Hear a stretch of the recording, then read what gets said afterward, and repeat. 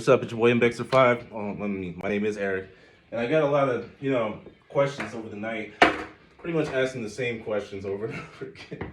I figured I'd knock it out all in one quick "How do you skate?" video. So I know it's pretty hard to find people who can thoroughly go into how to properly find out the basics of how to skate. So let's just go over the damn near basics. I'm 29 years old.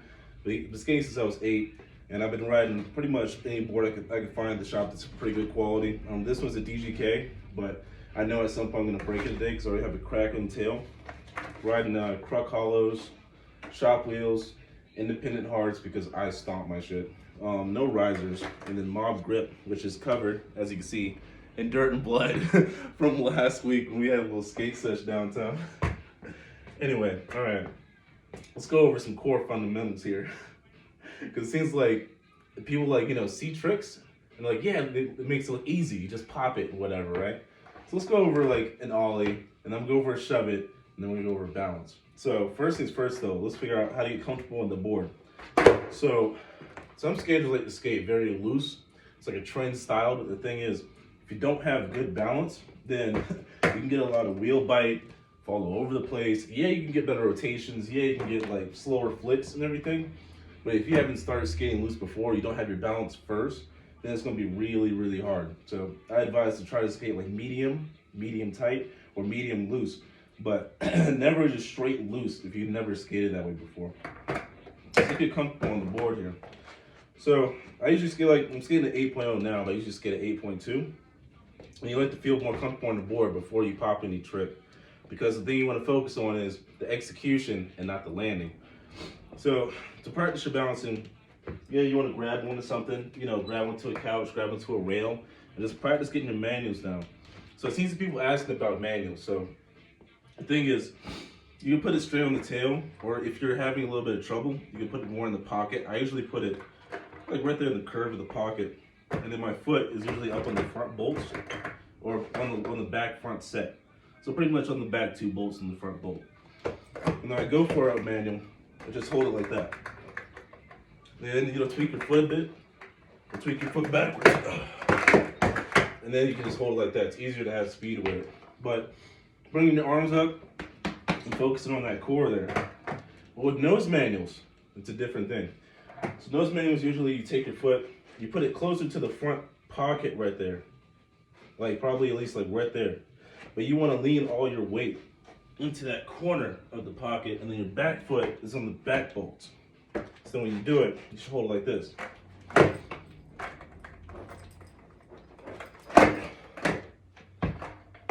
It's easier with a little bit of speed, but again, just try to put it more in the pocket so you have more control.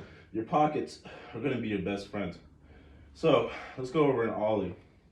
All right, so when you're trying to do ollies, people are trying to ollie curves and stuff like that. To get more height when you're doing ollies is to do a basic ollie. You just put your foot anywhere on the front bolts, back foot on the tail. Let's say you ollie a little ollie.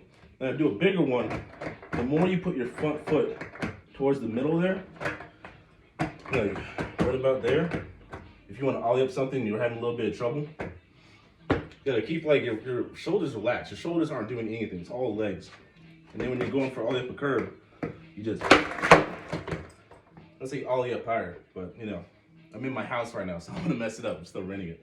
Anyway, all right, now let's go over shove it. But again, just to clarify an ollie, when you're setting up for one, if you're leaning back or too far forward, something like that, try to rest your shoulders more over your front leg. So when you're going for it, you kind of like this.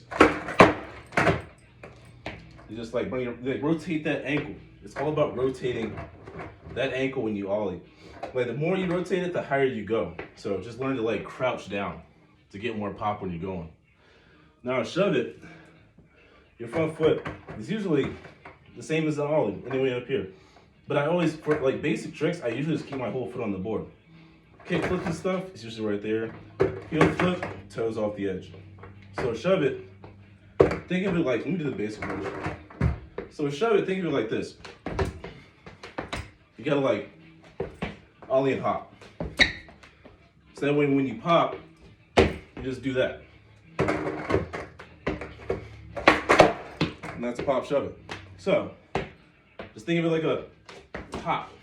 That's all it is. Your back foot is doing the kick, your front foot is just hopping up. And that's how you like pretty much do a shove it. Because your front foot is just like that, just on the board. Back foot is all on the back end. But your shoulders and your body line up like a little bit like an ollie. So over, front leg, pop, hop, and then land. So let's go over a kick flip. And I also do a heel flip too. So the kick flips, I mean, those are so subjective though. That's the problem, because the way I do my kick flips is I do them all like, you know, classic kick flips. So my front foot is like right there, just the front half of my foot on the board. With my back foot, I set up like Najee Houston, so it's a little bit more towards like the middle, like in the middle, but not too much in the middle. And then we're going for that kick flip. Then, you know, gotta get over your shoulders like that so you have more pressure. And then when you pop, you gotta flick it, you gotta flick it. That's how you kick flip on the board. Just, you have to kick. You gotta kick forward. You don't kick to the side, you don't kick down, you gotta kick, flick it out. Same thing with the heel flip.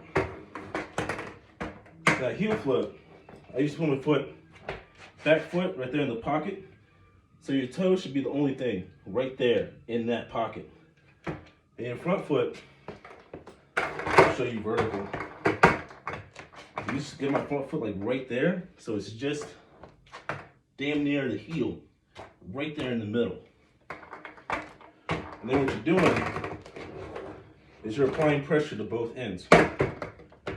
So it's like that. And you should feel pressure on both sides. Fuck, so hard doing here. But yeah, you flick it straight forward. Same thing as you would do a kick flip. Remember, it's all in that back foot pressure. God, this fucking floor, dude. Okay. I'm gonna land one. I'm gonna get one. There we go. All right. Tray flips. People were asking me about that. So, with the tray flip, all skaters have this thing called pressure points. So, the more complicated the trick, the more you gotta apply pressure. So the tray flip, you're putting more pressure on the heel, and you're putting more pressure on the toe. What I mean by that is, if you look at my feet here, you can see that I'm like leaning on both ends just to do a tray flip. Same way I'm leaning over my leaning shoulders there. It's the same thing as I did that heel flip. When I did the heel flip, put more pressure on the back toe. Doing a kick flip, that just has like more front foot pressure. You just gotta find the pressure points so you make it flip. It doesn't just flip just from the movement. The more pressure you add, the less it flicks faster. You get more control, pretty much is what I'm saying.